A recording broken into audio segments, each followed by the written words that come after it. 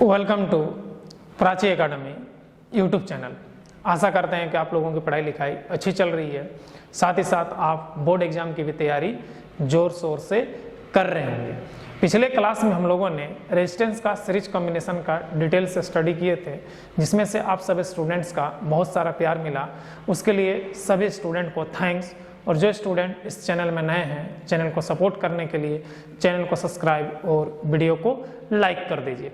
चलिए टॉपिक को कंटिन्यू करते हैं। सीरीज कॉम्बिनेशन के बाद जो रेजिस्टेंस का अगला कॉम्बिनेशन आता है वो आता है हमारा भाई पैरेलल कॉम्बिनेशन। तो पैरेलल कॉम्बिनेशन में क्या करते हैं कि सारा रेजिस्टेंस को ले लेते हैं और एक तरफ का इंड को सब तरफ एक साइड जोड़ देते हैं, दूसरा इंड को एक साथ जोड़ देते हैं।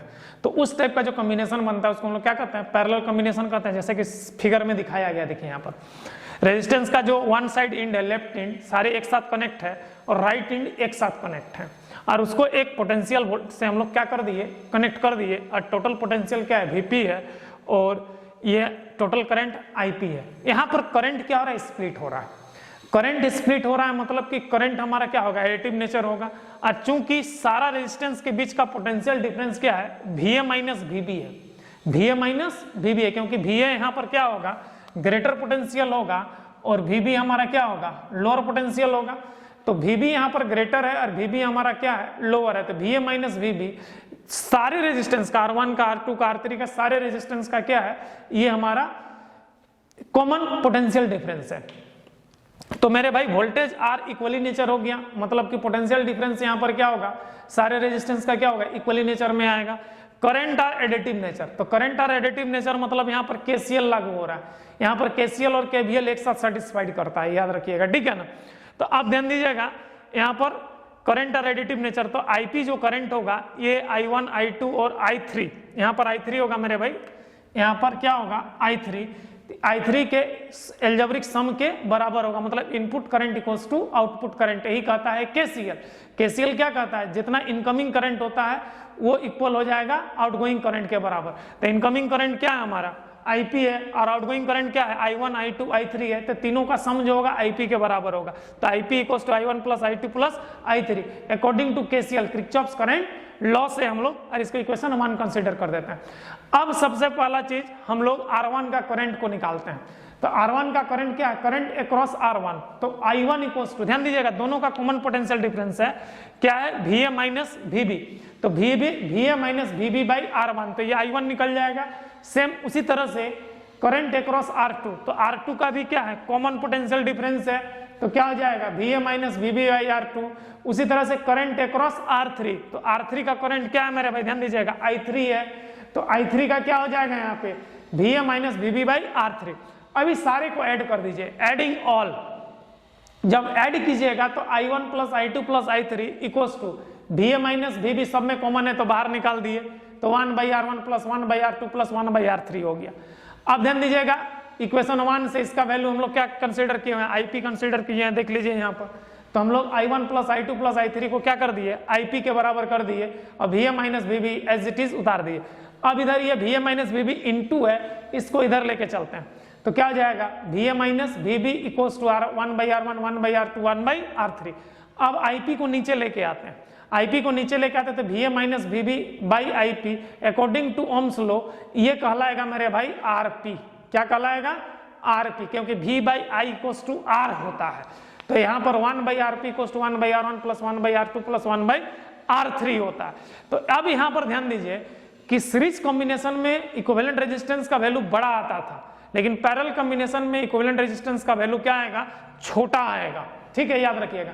अब देखिए कि nth डिफरेंट वैल्यू, तो अगर यहाँ पे 3 रेजिस्टेंस था तो 1/R1 1/R2 1/R3 आया था। तो अगर 4 रहेगा तो 1/R4 फिर से ऐड होगा, 5 रहेगा तो 1/R5 फिर से ऐड होगा। अगर nth रेजिस्टेंस अगर डिफरेंट वैल्यू का रहेगा तो क्या हो जाएगा, 1/RP equals to 1/R1 plus 1/R2 plus 1/R3 plus dash dash dash plus 1/RN होगा।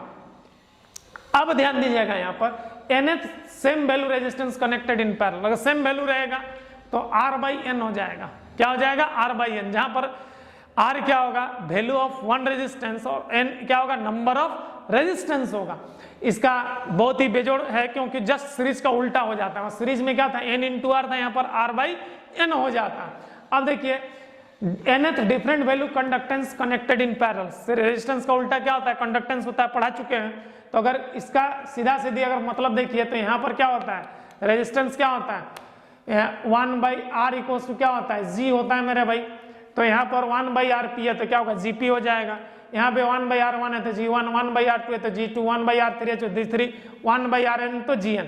तो कंडक्टेंस का टर्म ही आ जाएगा।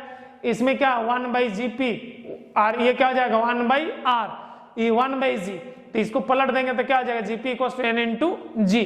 तो अगर nth same value conductance connected in parallel तो क्या आ जाएगा? G हमारे ये इक्वेशन आ जाएगा Gp equals to n into G, जहाँ G value of one conductance है और n क्या नंबर ऑफ कंडक्टेंस है। तो एक चीज गौर कीजिएगा, यहाँ पर सबसे मजेदार बात है, जब हम सीरीज कॉम्बिनेशन कंडक्टेंस का कर रहे थे तो कंडक्टेंस का वैल्यू क्या कर रहा था? डिक्रीज कर रहा था ओरिजिनल वैल्यू से। एक का वैल्यू से क्या हो रहा है? डिक्रीज हो रहा था। जैसे जैसे हमारा नंबर ऑफ कंडक्टेंस बढ़ता था, इक्विवेलेंट कंडक्टेंस क्या होता था? डिक्रीज होने लगता था। लेकिन पैरेलल में जैसे जैसे नंबर ऑफ कंडक्टेंस बढ़ता जाएगा, रेजिस्टेंस बढ़ता जाएगा, उसका कंडक्टेंस वैल्यू क्या होता है? बढ़ता चला जाएगा। जैसे जैसे नंबर ऑफ रेजिस्टेंस बढ़ता चला जाएगा, उसका कंडक्टेंस वैल्यू क्या होगा?